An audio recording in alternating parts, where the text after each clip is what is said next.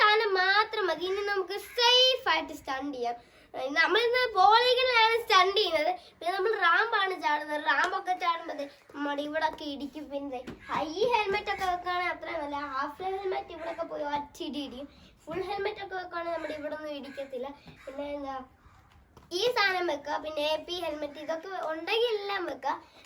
ഇതിപ്പോൾ എന്തിനാന്ന് വെച്ചാൽ AP ആണോ, AP വെക്കുക. പിന്നെ ഇവിടെ ഇതിന് സാധനം എനിക്ക് പേരറിയത്തില്ല. നമ്മുടെ ഇവിടെ വെക്കുന്നതാണിത്. ഇപ്പം ഇങ്ങനെ പോയിട്ട് നമ്മൾ വേദനയ്ക്ക് സാധാരണ അപ്പം ഇടിക്കാതിരിക്കാനുണ്ട്. ഇങ്ങനെയൊക്കെ ഇടിക്കാതിരിക്കാനാണ് ഇത് വെക്കുന്നത്. അപ്പം ഞാനൊന്ന് ഇത് ചെയ്ത് കാണിച്ചു തരാം.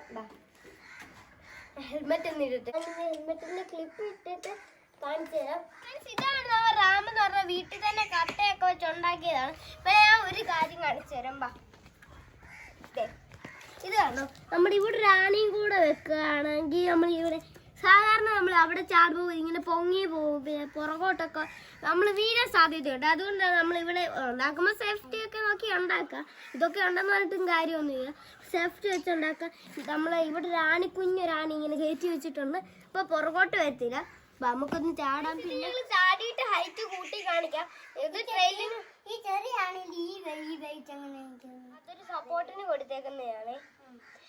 പിന്നെ നമ്മളിത് എന്തുവാ, ഇത് ഞങ്ങൾ ട്രെയിലിന് വെച്ചേക്കുന്നതാണ്. ഇത് പിന്നെ നമ്മൾ ഇച്ചിരി കൂടെ പൊക്കിയൊക്കെ കാണിക്കാം. ഇനി ചാടാം.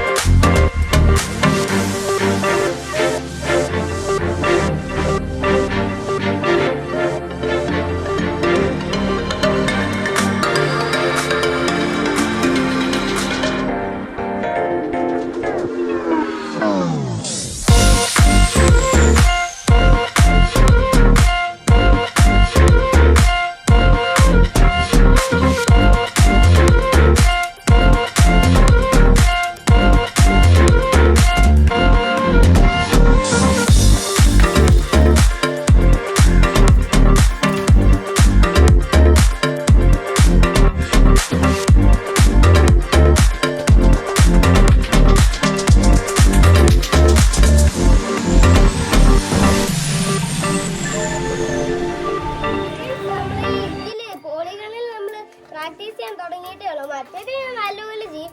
എൻ്റെ ഈ കുഞ്ഞു വീഡിയോ ഇഷ്ടപ്പെട്ടെങ്കിൽ എല്ലാവരും ലൈക്ക് ചെയ്യുക, ഷെയർ ചെയ്യുക, സബ്സ്ക്രൈബ് ചെയ്യുക, അടുത്തുള്ള ബെല്ലൈക്കൺ ഒന്ന് അമർത്തണം. അപ്പോൾ ഞങ്ങൾ നോട്ടിഫിക്കേഷൻ കിട്ടുന്നതായിരിക്കും. ഫ്രണ്ട്സ്, ടാറ്റാ.